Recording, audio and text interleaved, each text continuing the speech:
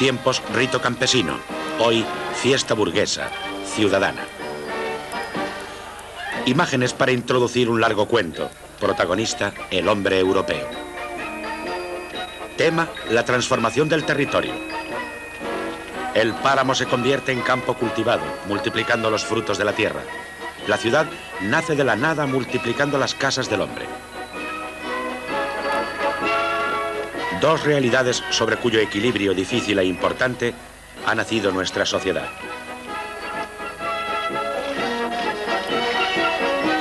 Hoy sabemos que este equilibrio se ha roto. La ciudad y su civilización industrial domina, oprime, absorbe.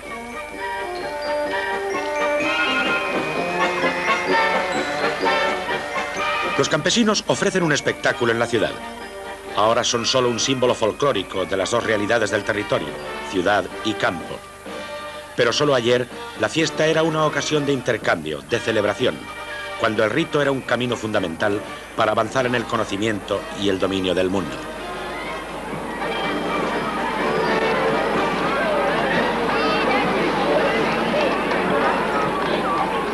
Un momento propiciatorio en el camino del hombre europeo que conquistaba el territorio que ahora puebla.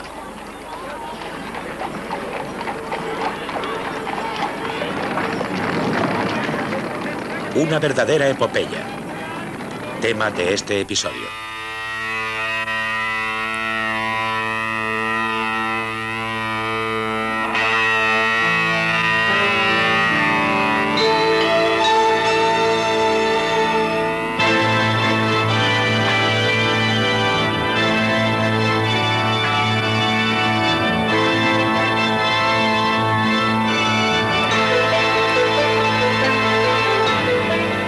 El hombre europeo.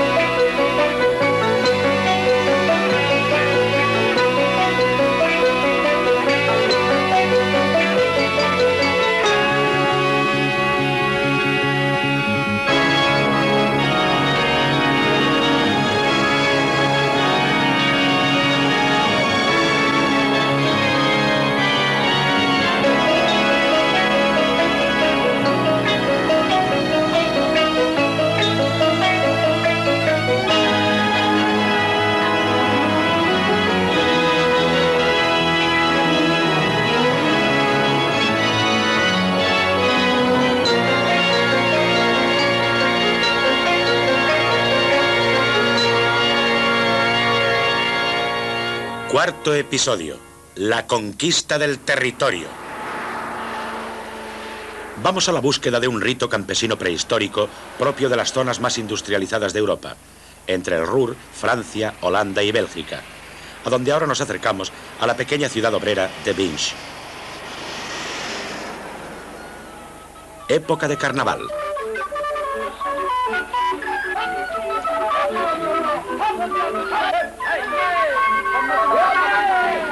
El eco de la bulliciosa alegría colectiva en las salas de un museo, quizás único en Europa.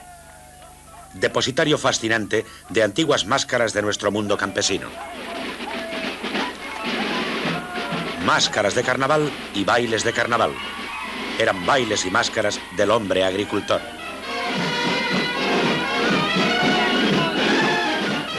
En una ciudad industrial como esta, el rito que sobrevive quizás no fuera comprensible si para recordar sus orígenes no hubiera tantas y tan diversas máscaras de este museo. Provienen de diferentes comarcas campesinas de Europa. Todas tenían el mismo fin, propiciar a los espíritus de la tierra de cara al nuevo año, a la nueva cosecha. Hoy, perdido el significado sagrado de la máscara y de la fiesta, solo parece quedar el color, la alegría efímera.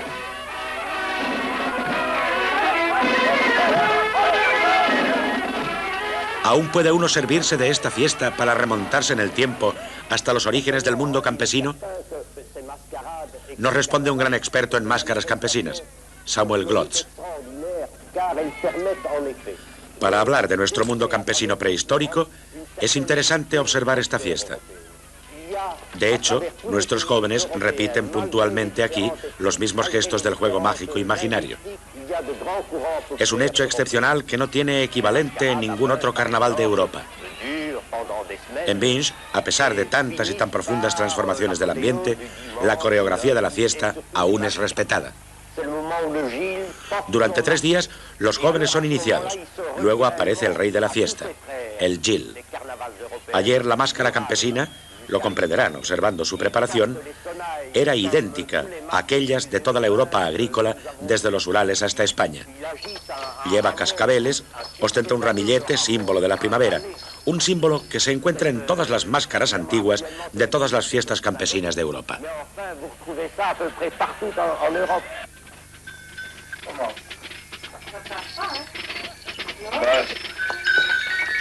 A los 18 años, por primera vez protagonistas de la fiesta, se les propone cada año para carnaval el llevar la máscara, como rito de iniciación.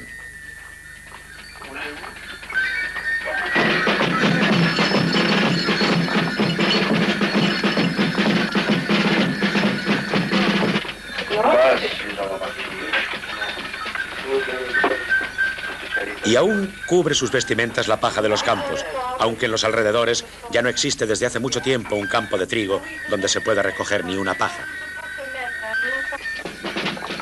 La iniciación se repite en el tiempo con la misma intensidad emotiva, y no importa si rompiendo con el rito de la investidura, hoy, en vez de una comarca campestre, tenga lugar en una zapatería. Los ya iniciados van de casa en casa y recogen nuevos adeptos.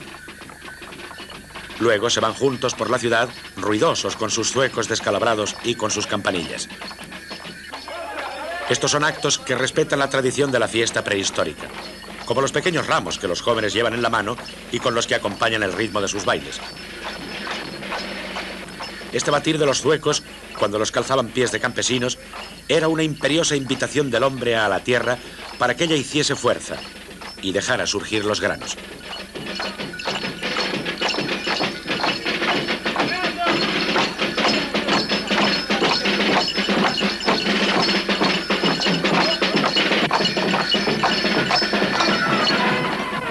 El día ayuda a ver mejor.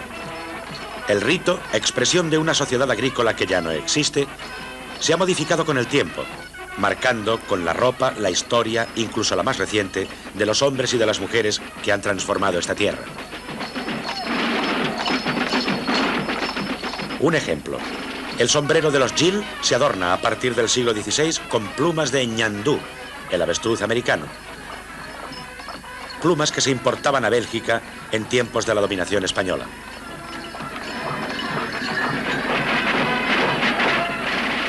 Aparentemente queda idéntico el acto mágico del don, es decir, se da con una violencia fingida lo que se desea recibir. En este caso, los frutos de la tierra. Pero los frutos que se lanzan ya no son aquellos del campesino prehistórico.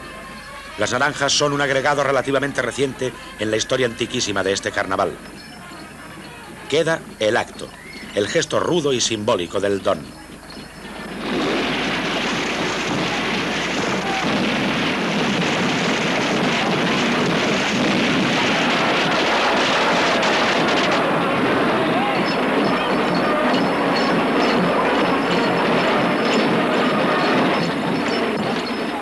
En fin, como nuestros expertos nos habían asegurado, esta comunidad que desde hace tiempo ya no es agrícola sino industrial, nos ofrece con su carnaval una clave importante.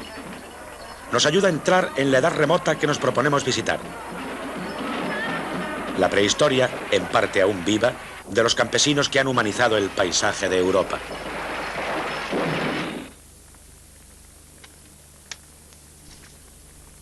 Antes aún de aquella prehistoria, nuestros antepasados vivían de la caza, de la recolección, del pastoreo. Hoy, en zonas de Europa relativamente aisladas, se pueden encontrar los últimos testimonios de aquella remota estación de nuestro continente.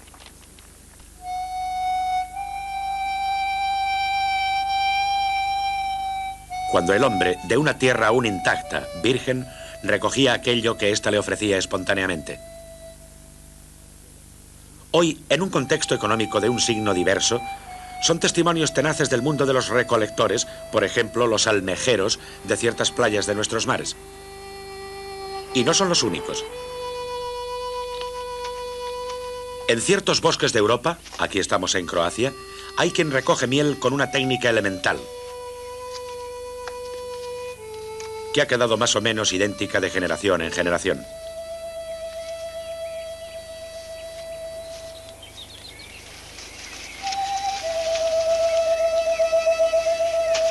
Se espanta con humo a las abejas selváticas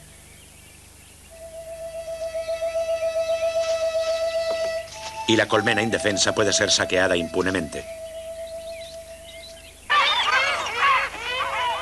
Holanda, isla de Texel, las golondrinas de mar y sus huevos, cuya recogida hoy está prohibida por razones ecológicas.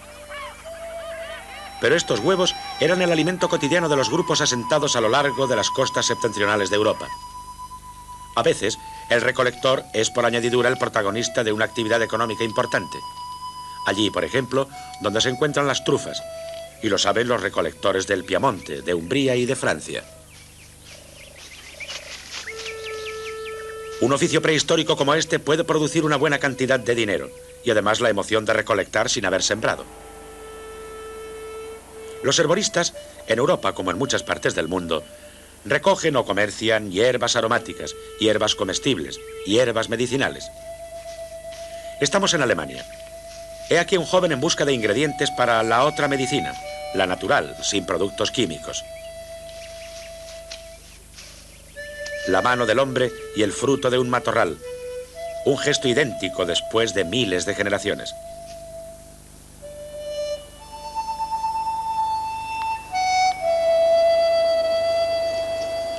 Otro ejemplo de lo que perdura en la Europa moderna. De las economías basadas en los frutos espontáneos del suelo está la recogida del corcho en ciertos bosques donde por estaciones se vive en poblados de cortezas y paja. En Portugal, en Cerdeña.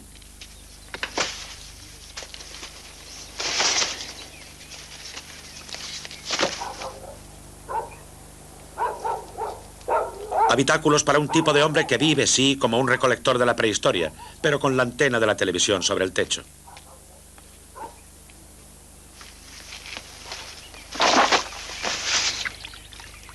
Recipientes de plástico, escudillas de corcho. Así son los recolectores del siglo XX. Antes que el hombre descubriese con la agricultura cómo extraer la riqueza de la tierra, y de esto hablaremos dentro de poco, cada pequeña comunidad necesitaba para sobrevivir por lo menos 1000 kilómetros cuadrados de bosque o de sabana. Fuera para la recolección, fuera para la caza.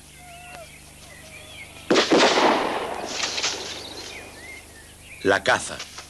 Hoy no es una necesidad, sino una diversión cruel.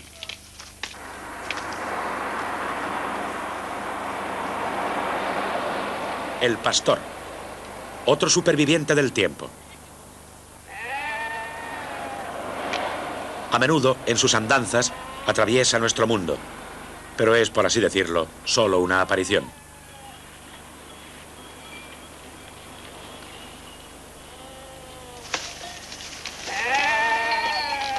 Maldice su vida durísima y solitaria, pero le es fiel. Fiel a su tradición, a sus formas de expresividad.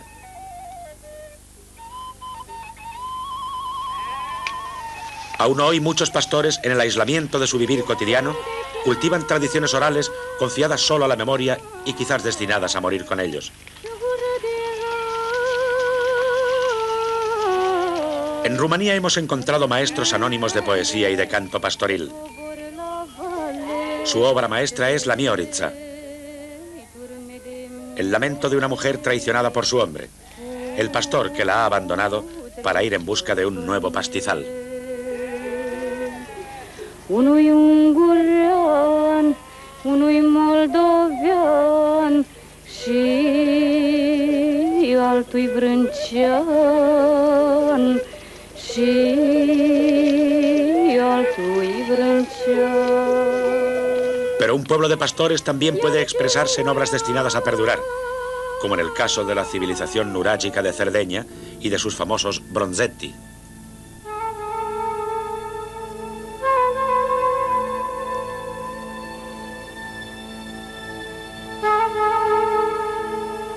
Imágenes extraordinariamente sugerentes de un mundo lejano en el tiempo en el que los protagonistas eran pastores y cazadores. Sin embargo, es un caso aislado.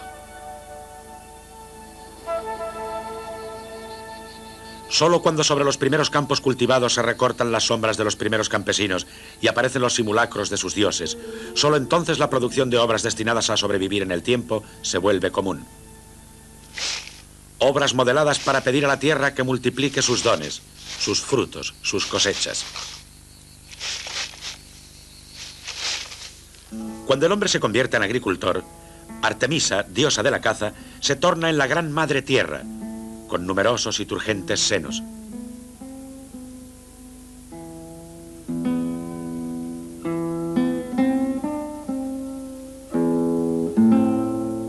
La diosa de la tierra, con el manto cubierto de abejas y flores. Negra como el regazo de la tierra, preñado con las cosechas que deben germinar. Según los expertos, es un símbolo que transfiere a través de complejas situaciones históricas y culturales su rostro negro con el culto cristiano de la Virgen. Y hay ejemplos en Italia y en muchas otras zonas agrícolas de Europa. Polonia, Częstochowa. Decenas de miles de peregrinos llegan cotidianamente a las faldas de estas colinas, donde surge un lugar consagrado al culto mariano. Con ello somos testigos de una ceremonia vivida con emoción, cuando en una oscura capilla se reúnen para asistir a la apertura de un cofre plateado. Aparece la imagen de una Virgen negra. Según la tradición piadosa, este es el retrato de María pintado por San Lucas.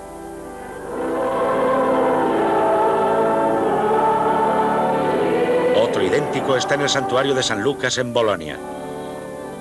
Otros en España y en Francia. Escuchemos a la etnóloga Drabik de la Universidad de Cracovia. Nosotros somos profundamente católicos, pero no nos molesta, es más, nos emociona saber que nuestra Virgen de Częstochowa tiene el rostro negro. Una imagen que se remite al culto original de la diosa madre, de la diosa tierra.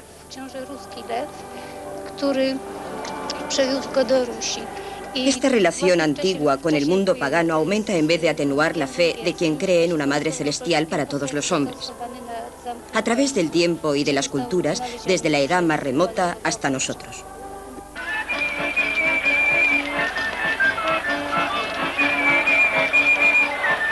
En la Europa mediterránea, el rostro negro de otra imagen sagrada. Estamos en Sicilia. La antigua divinidad de la tierra se ha identificado en San Calogero de Agrigento. Se le festeja en tiempo de cosecha con ofrendas de pan.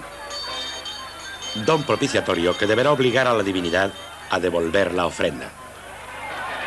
El pan hoy a cambio del trigo mañana. Don ritual como aquel del carnaval campesino de Binche.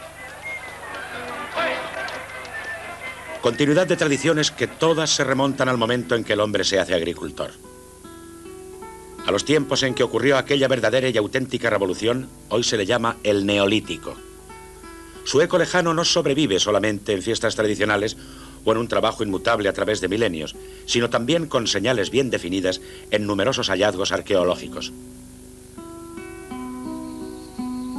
Estamos en la cuenca del Danubio, donde los lejanos padres de estos campesinos fueron de los primeros en Europa, hace cerca de 8000 años, en transformarse de cazadores y recolectores en trabajadores de los campos. No lejos de estas extensiones de trigo, el Museo de Admeso Vasaril recoge testimonios de aquella primera experiencia no solo técnica, sino también y sobre todo mágico-animista.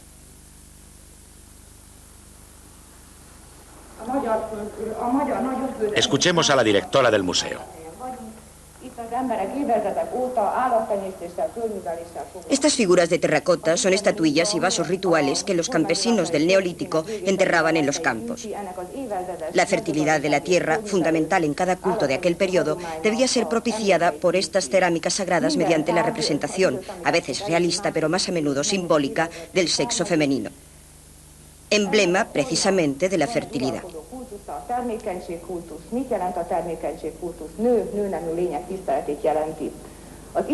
Rostros de campesinos del 2-3000 a.C. y estatuillas de diosas madres, donde signos geométricos impresos en la terracota repiten con insistencia la imagen del sexo.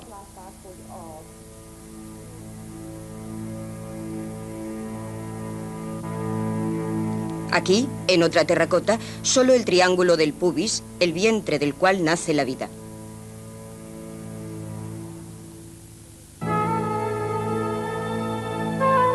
Miren aquellas figuras y miren esta vasija. Y miren estas decoraciones. Son formas elementalmente modeladas, pero de una gracia indiscutible. Todo esto no estaba destinado a ser admirado, y menos aún visto, sino escondido, sepultado, consignado al regazo de la tierra para seducir a la gran madre del rostro negro, a fin de que hiciese fértil la semilla que se le había confiado.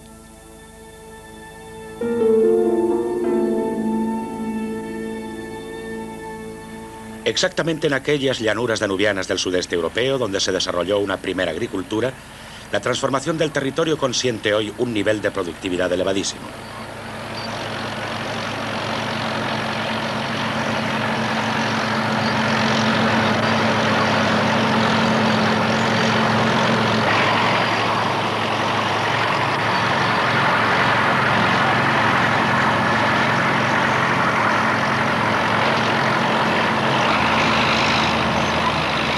Hemos filmado aquí en Arad, Rumanía, estas espectaculares cosechadoras mecánicas, no solo para poner en relieve el alto grado de racionalización, sino porque llanuras como estas, hechas fértiles por los grandes ríos del este, ofrecieron la primer gran oportunidad de afirmación de la agricultura en Europa.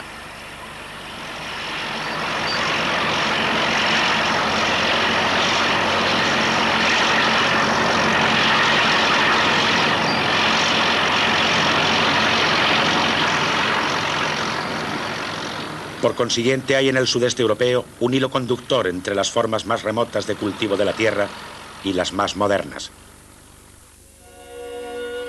Ese hilo conductor es el Danubio. El Danubio fue una gran puerta de entrada y camino de penetración de la agricultura en Europa. Favoreció la expansión y el desarrollo. De esto nos habla el antropólogo Cantemir Riscutia, de la Academia de Ciencias de Bucarest. Cuando se dice revolución, se piensa en un cambio brusco. En realidad, hablando de la revolución traída por la agricultura, debemos imaginar un fenómeno profundo, radical, y a pesar de eso, lentísimo. La agricultura llega a Europa desde el cercano Oriente. Fue alrededor de entre el quinto y el tercer milenio antes de Cristo cuando esta zona, hecha rica y fértil por la extensa red hidrográfica del Danubio, se convierte en un verdadero laboratorio.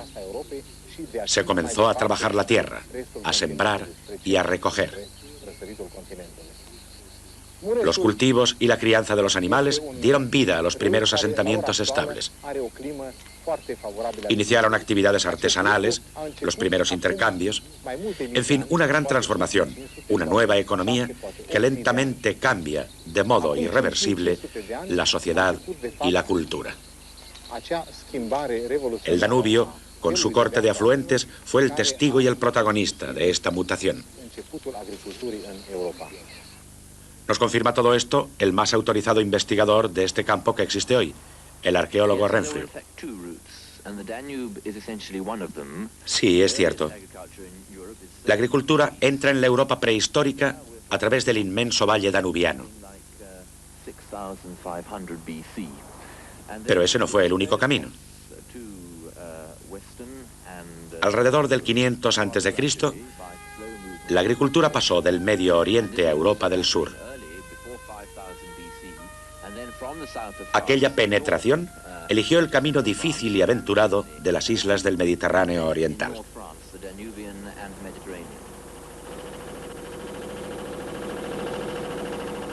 A lo largo de esta vía, el terreno a conquistar para el cultivo era escaso, árido y pedregoso. No es casualidad que en los difíciles terrenos de la Europa del Sur sobrevivan las formas arcaicas de cultivo.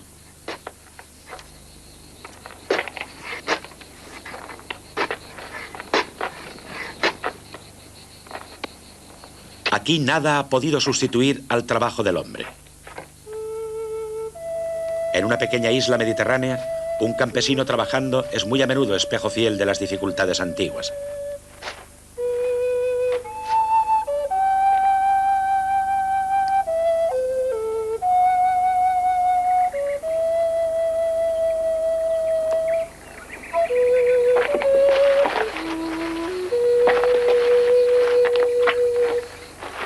También eran necesarios trabajo y tenacidad para combatir al enemigo más terrible del agricultor meridional, la sequía, y su aliado, el viento. Sequía y viento significan erosión, inestabilidad geológica.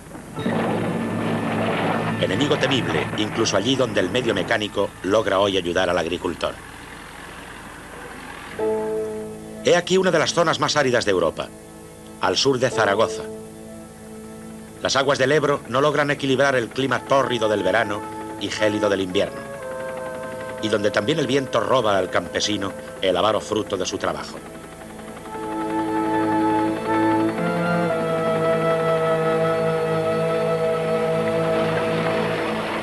Primeras máquinas rudimentarias, pero ya capaces de bombear agua en tierras ingratas y de llevarlas al campo a cultivar o al punto donde abrevan los animales, aún en funcionamiento en algunas campiñas pobres y en los pastos aislados de Europa. Pozos y acequias para proteger los manantiales en las áridas tierras meridionales, donde el agua está arrancada a las piedras, y en las llanuras del este, donde el agua se logra en pelea con el fango.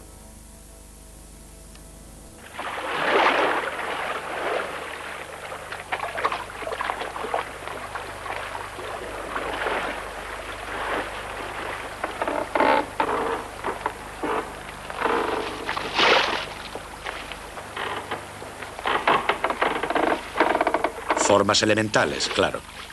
Y sin embargo a ellos, a pozos como estos, debemos las primeras transformaciones significativas del territorio europeo, hoy dedicados a trabajos de bien distinta dimensión.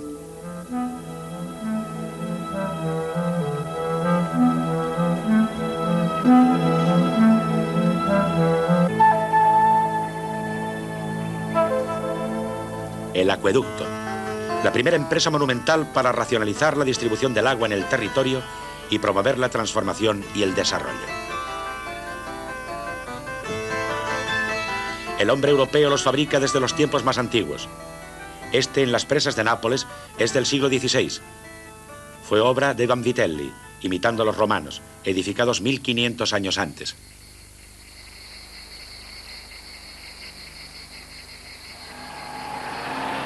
Los acueductos modernos atraviesan regiones enteras con instalaciones cada vez más gigantescas. Obedeciendo a una necesidad idéntica, regar zonas áridas, hace 10 siglos los árabes construyeron en la España meridional las norias. Oigamos a este viejo campesino de Murcia. La acequia eso ya no tiene tasa, esa riega mucho. Hay otra acequia más pequeña que riega aproximadamente como la rueda. Desde el siglo VI. Antes eran de madera. Se han ido prolongando hasta esta es la última que se ha hecho de hierro, la primera de hierro que se ha hecho.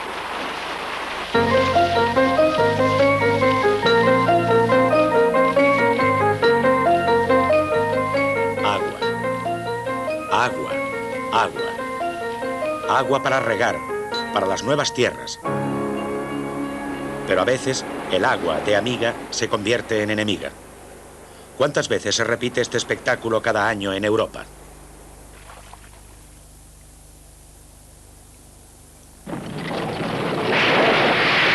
La Riada, ruina de las zonas contenidas por el pantano.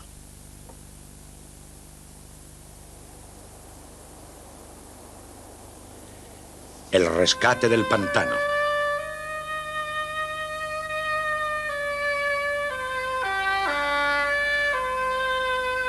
Una transformación obtenida al precio de durísimos sacrificios y de innumerables vidas humanas. Un milagro que hoy se discute porque es perjudicial para el equilibrio del ambiente. De ahí la salvaguardia de los últimos grandes pantanos de Europa. Uno de los cuales está allí, donde el Danubio con sus aguas divagantes crea grandes matorrales de brezos.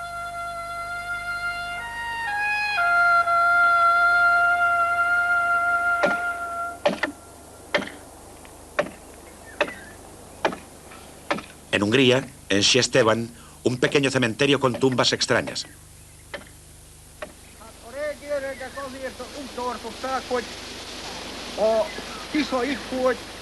Aquí, cada muerto, nos explica el sepulturero, es recordado así, con una barca de pantano. Aquí en un tiempo todo era un pantano. La gente no envejecía, moría de malaria y se hacía poner su barca sobre la tumba. Decían que servía para atravesar el río del más allá. Ahora ya no existe el pantano. Sobre las tumbas no hay barcas verdaderas, pero su imagen, si miran bien.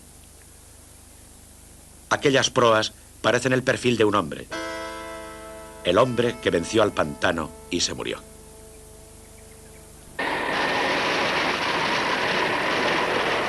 Transformación del territorio. Acontecimiento de larga duración fue, por ejemplo, el del Fucino, en los Apeninos abruceses. Esta concavidad era un lago. Hoy es tierra cultivada y rica.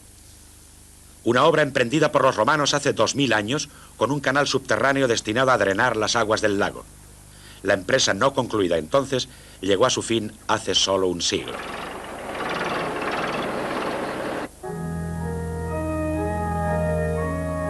En el sur, el sol ardiente es el enemigo del agricultor. En el norte lo es desde siempre el hielo. Los trabajos del europeo del norte para crear espacios cultivables fueron tan épicas como en el sur la lucha contra la sequía. Aquí estamos en Irlanda.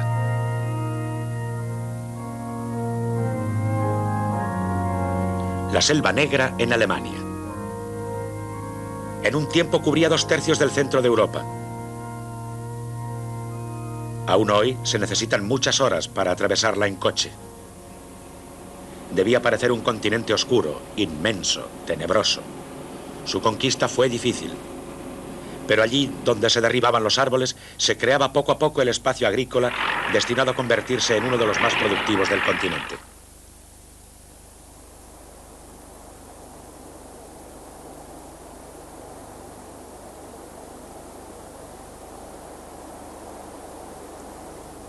Donde sea, tanto en las regiones del frío como en el sur de Europa, los brotes son un acontecimiento emocionante.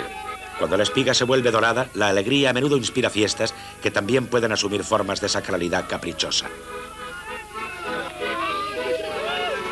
En Gelsi, en Basilicata, tras la cosecha, los campesinos crean con las espigas figuras de sátiros y de demonios del campo para que les sean propicios o no adversos.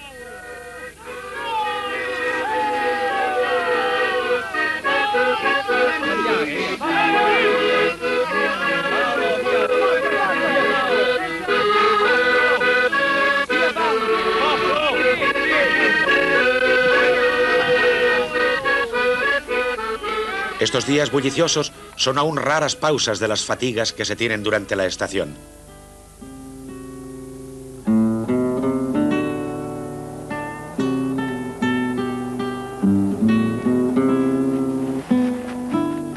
La transformación del territorio significa un tiempo de sudores y pesares que no tiene fin.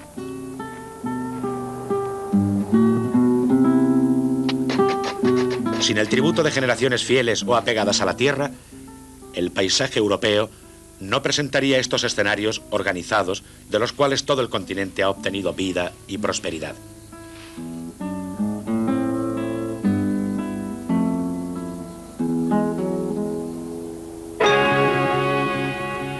El hombre de los campos y los frutos de su trabajo fueron desde siempre objeto de violencia y de rapiña.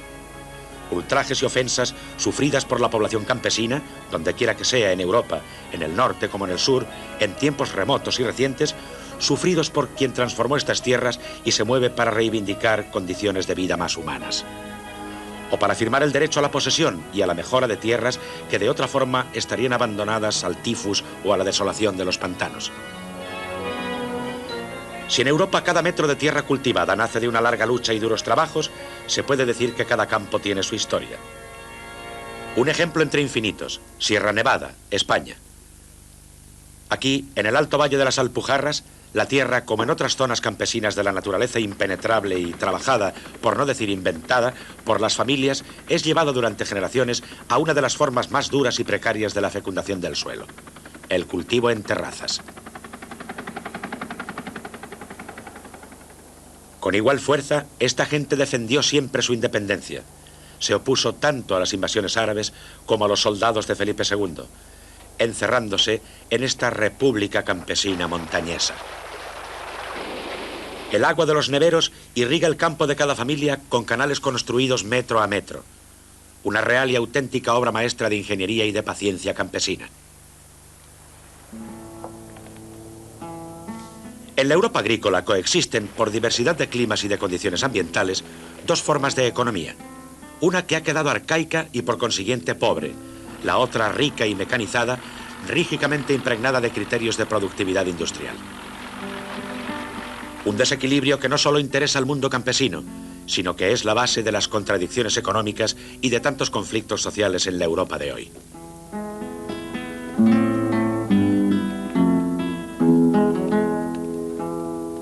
Algunos cultivos tradicionales intentan transformaciones radicales para superar dos problemas que contrastan: la demanda creciente del producto y la progresiva falta de disponibilidad de mano de obra.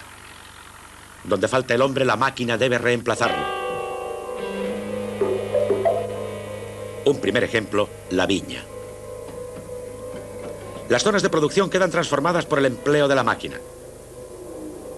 Estacas de cemento hasta el infinito. El nuevo elemento geométrico en el paisaje tradicional de los viñedos.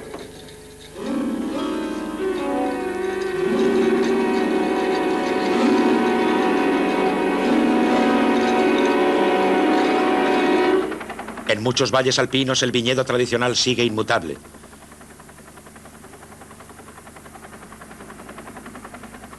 Allí mujeres y hombres repiten los gestos de sus padres,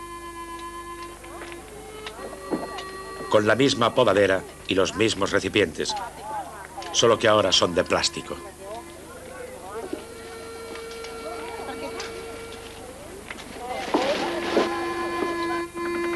Bien puede decirse que las vides transformaron grandes regiones de Europa, expandiéndose enormemente con Roma, luego con el cristianismo, que la había convertido en símbolo dentro de su rito más importante.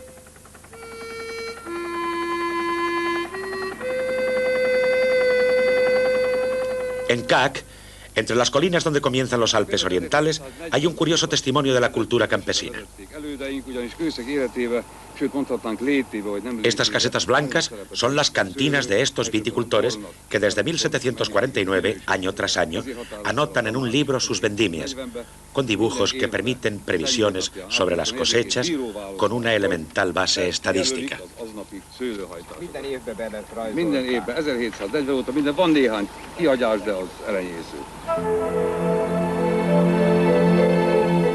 El olivo. Después del diluvio, la paloma lleva en el pico a la humanidad el signo de la reconciliación con Dios. Sus hojas, arrancadas de las ramas que se extienden por el Ática, coronan a los atletas de Olimpia. Es símbolo de inmortalidad, de fidelidad. En el tronco de un olivo milenario, Ulises excavó su lecho conyugal. El europeo del sur lo plantó donde quiera que pudo.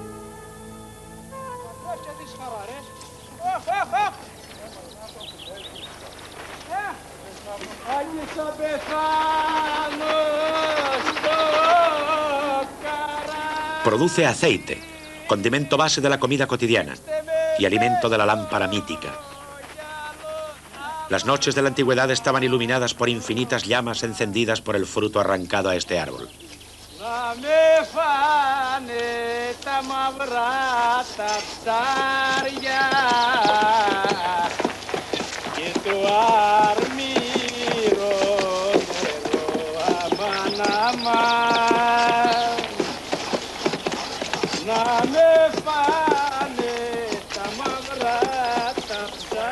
Su sombra es grande allí donde la tierra ha quedado a la medida del hombre, donde los modos de transformarla no han cambiado con el tiempo. En otras partes, las grandes extensiones llanas han permitido cultivos intensivos. En Tavoliere, Puglia. En Andalucía, España. Llanuras que se han convertido a través de los siglos en un océano de olivos. Pero estas hileras ordenadas y racionales salvarán al olivo así como han salvado a la viña.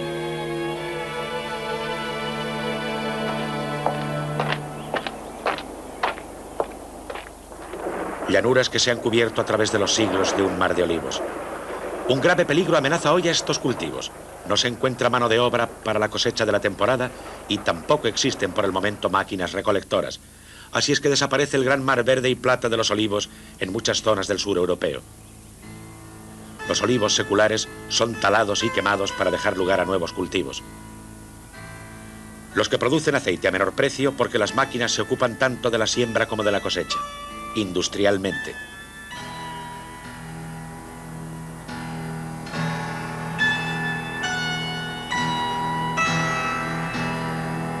El campo de girasoles es la otra cara del planeta agrícola europeo de las tierras del este. Viene de Oriente, como el arroz, ya cultivado durante siglos en las aguas bajas de nuestro continente.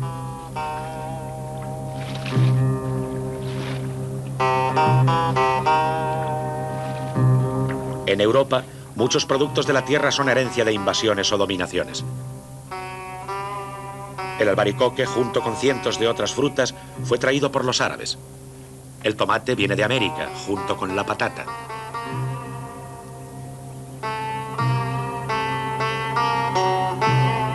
Y también el maíz, que hace 4 siglos transformó muchas regiones. Los árabes introdujeron el cultivo de la caña de azúcar, ahora solo elaborada industrialmente dentro de Europa, en España, en Salobreña. Aceite de una trepadora china. Desde hace 20 años ha comenzado en Europa la invasión de la soja. Una novedad comparándola con la invasión ya antigua de los cítricos desde hace miles de años. Naranjos y limones también llegaron con los árabes. Fueron ellos quienes enseñaron cómo cultivarlos en jardines defendidos del viento con altas hileras de cañas. En Cerdeña, el que quizás es el último jardín árabe de naranjas. Visto desde el cielo, esta preciosa reliquia de arqueología agrícola parece una alfombra tejida con una armonía natural. Sin embargo, hoy no es época para jardines donde el viento susurra entre las cañas. También los cítricos se plantan de acuerdo a inflexibles planes de transformación mecánica de los campos. Ya no hay lugar para el animal doméstico que fue el fiel compañero de la larga odisea campesina a través de milenios: el buey y el caballo.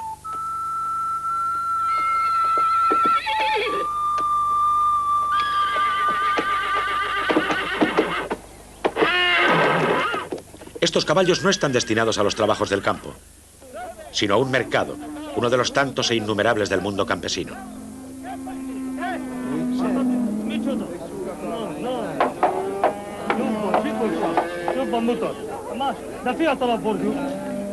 A finales de cada mes, aquí en Escocia, la gente del campo se encuentra para comerciar cosas y animales, reviviendo periódicamente aquel momento esencial en la historia del territorio, el momento del intercambio.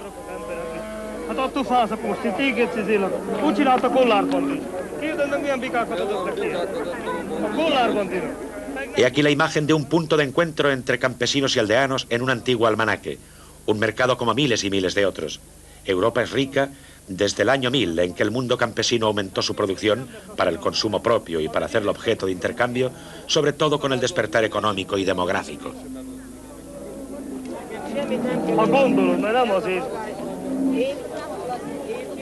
En la campaña, donde nos encontramos para ferias y mercados, allí se desarrolla la ciudad.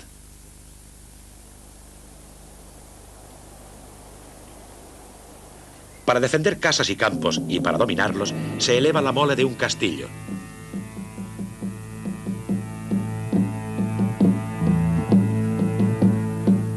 Castillo que nace frecuentemente de una villa romana fortificada para proteger el latifundio tras la caída del imperio. En los campos, estos castillos son la base del territorio en los tiempos del sistema feudal. Son la piedra angular del señor que domina y se hace el amo.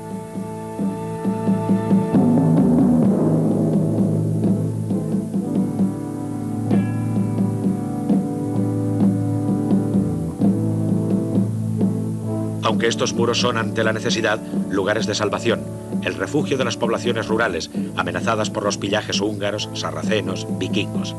También por esto, desde la Alta Edad Media en adelante, los castillos se multiplican. No es difícil que entre el señor de la aldea y el señor de la ciudad se instaure una rivalidad de prestigio, de presunción, que se refleja en la dignidad y la elegancia arquitectónica de sus aristocráticas residencias y fortalezas militares.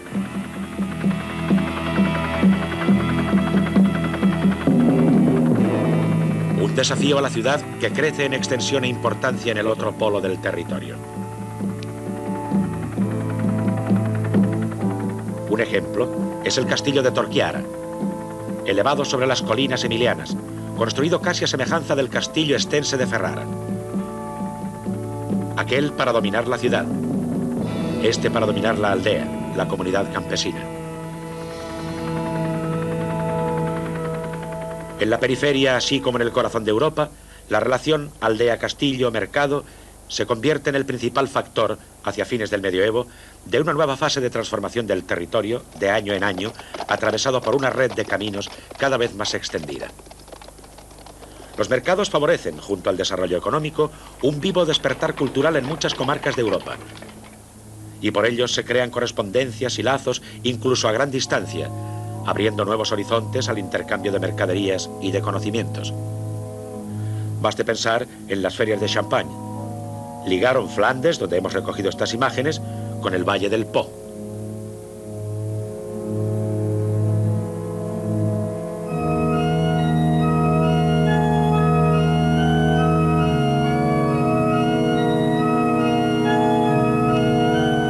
A fines del medioevo, las multiformes actividades de intercambio que se desarrollan en la plaza de una aldea flamenca, tal como las pinta Bruegel, testimonian el dinamismo de la sociedad campesina en rápida transformación. En contacto gracias al comercio con gran parte del mundo conocido. Y otra vez las imágenes de Bruegel nos lo narran.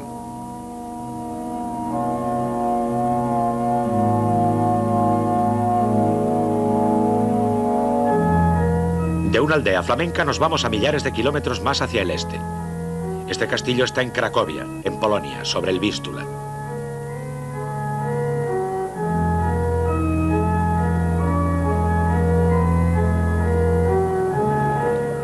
La plaza de Cracovia era originariamente un lugar de mercado, sitio de encuentro que luego se fortificó y se transformó gradualmente en ciudad. Proceso no diferente al de tantos centros de Europa occidental.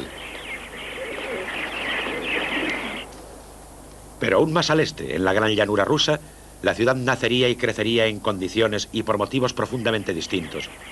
No como dilatación de la aldea agrícola, sino a causa de su aislamiento como fortaleza. O como en el caso de Moscú, un punto de llegada y de distribución de las mercancías transportadas por las caravanas que venían de Oriente. Diseminadas en distancias tan grandes, las aldeas campesinas del este europeo tuvieron desde sus orígenes un papel particular en aquel territorio. Además de tener el privilegio de poseer un mercado, ofrecían también la oportunidad de evasión, de relación social, para comunidades ubicadas fuera de las grandes vías de comunicación. En las ferias, como esta que hemos filmado en Bielorrusia, son las mujeres quienes tratan las ventas y las compras, hoy como ayer, mientras los hombres, maestros de un artesanado aldeano, en un tiempo difundido por toda Europa, se quedaban en casa.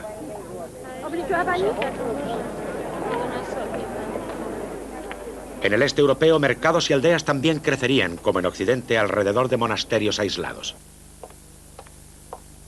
A veces, en las grandes y solitarias llanuras de Europa Oriental, un simple lugar de devoción y peregrinaje, como este de Zagorsk, en Rusia, era consagrado solemnemente. Alrededor del santuario surgía entonces un monasterio fortificado y dentro de sus muros una aldea.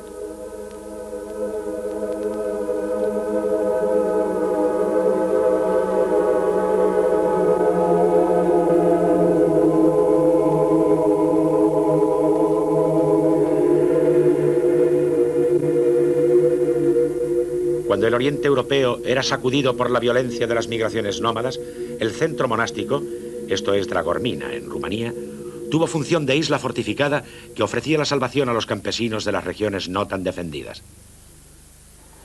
Otros centros religiosos fueron monasterios escuelas, por ejemplo los de Bucovina, construidos en el siglo XV.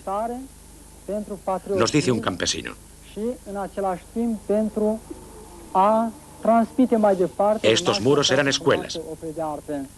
En otro tiempo los campesinos sabíamos muchas cosas, pero éramos analfabetos. Los monjes pintaban todos los muros de estos monasterios.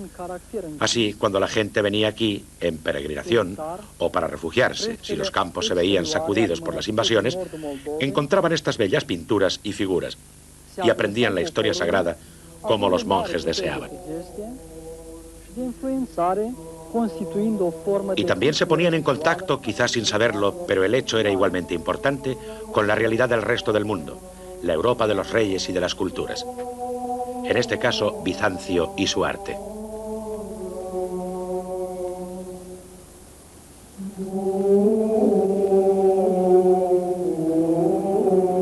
En Europa, la religiosidad campesina encuentra en el monasterio, ya sea ortodoxo, como este de Grecia septentrional, o católico, la referencia a un ritual, lo sabemos, de formas paganas. Un ejemplo en Italia central. Con esta procesión se ofrece un voto. Si la cosecha ha sido buena, se llega hasta el lugar sagrado para una acción de gracias. Y luego, para alejarse, se camina hacia atrás. La tradición supersticiosa es esa: jamás dar la espalda a la capilla de la imagen milagrosa que protege campos y cosechas.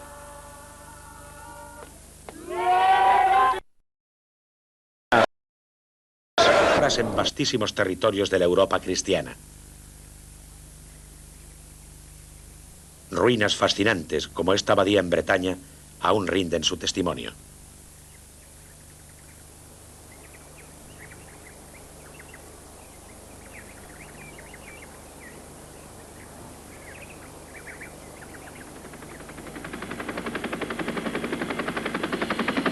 Entre muchas del género en Europa, los vestigios de uno de los mayores centros de transformación del territorio, la abadía cisterciense de San Galgano, en Toscana.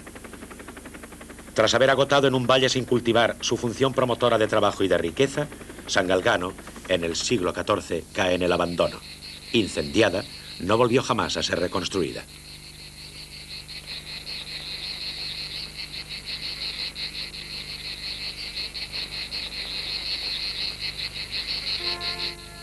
En el norte de Francia, una abadía como la de Chartres ha sobrevivido a las vicisitudes del territorio.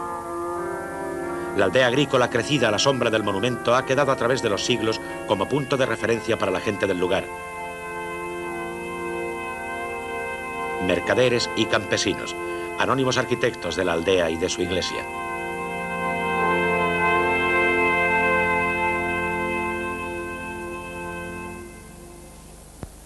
Donde los bosques ofrecían materiales de construcción, en el norte, en la cuenca danubiana, las obras de arquitectura campesina, sagrada y profana, fueron hechas de madera. Y a menudo, en el este, el campanario era también la torre de guardia del territorio.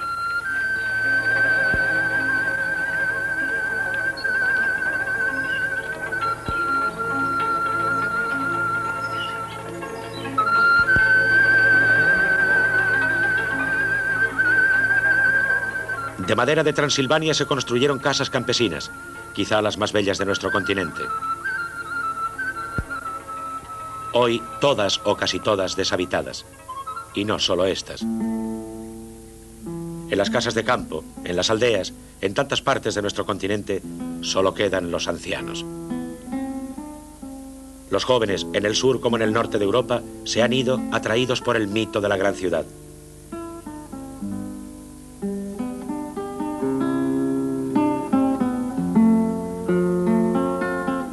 El mito frecuentemente engañoso que desangra al mundo campesino.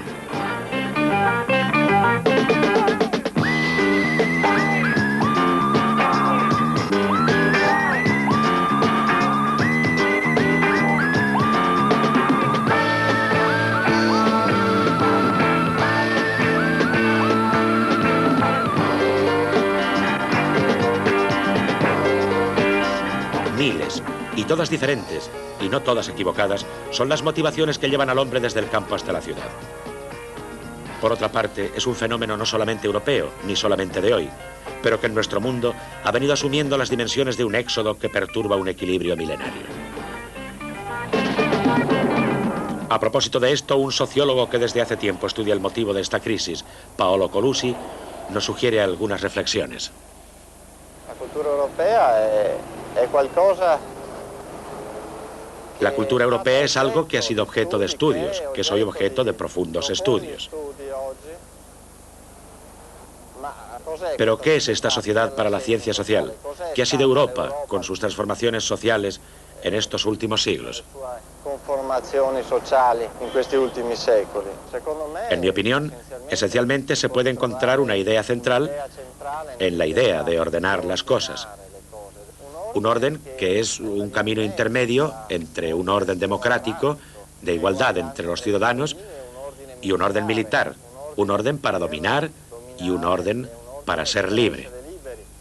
Esta manía, pasión, perversión del orden ha construido las ciudades, ha destruido el territorio, ha destruido a los animales del territorio, ha marginado a los mismos europeos, ha eliminado a todos los que no entraban en este orden.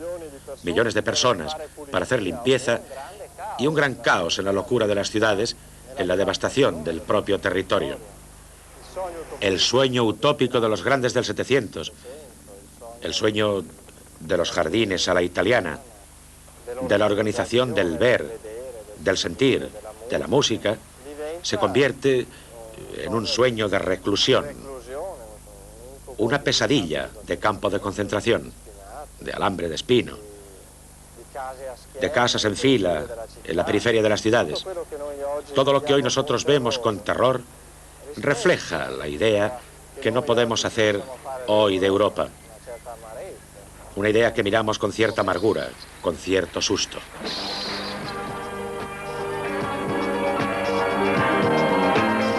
¿Entonces la conquista y la transformación del territorio europeo se concluyen en una derrota?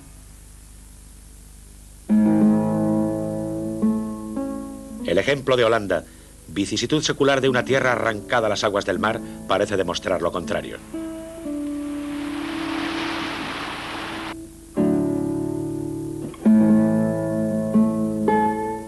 El lento avance de la tierra firme continúa, con técnicas por otra parte muy evolucionadas y con bases gigantescas.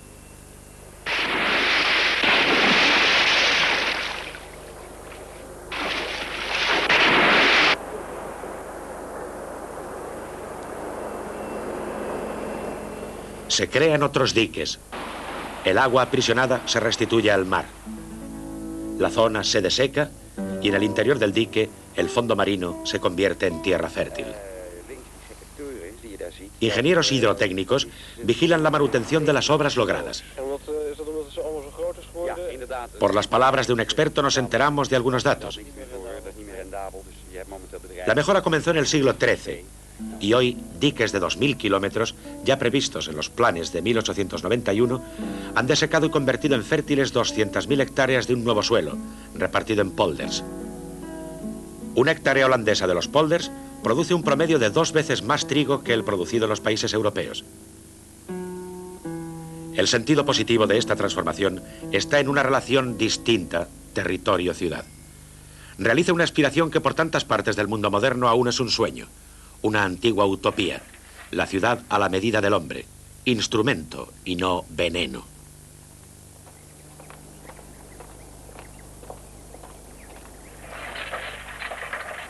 Al final, nuestro largo viaje en el tiempo y en el espacio del territorio europeo nos lleva a las faldas de una pequeña colina en el centro de un pólder holandés. A los pies de la colina los árboles son jóvenes. En la cumbre, árboles seculares. La pequeña colina era una isla. La casa del campesino era un faro en otro tiempo. El humilde ejemplo, pero qué extraordinario, de una isla que se convierte en colina en un mar transformado en campo agrícola, concluye nuestro relato. Allí donde estaban los postes del muelle de un pequeño puerto, ha crecido una planta. En lo que fue una dársena, ya no navegan más barcas, sino que pastorea un rebaño.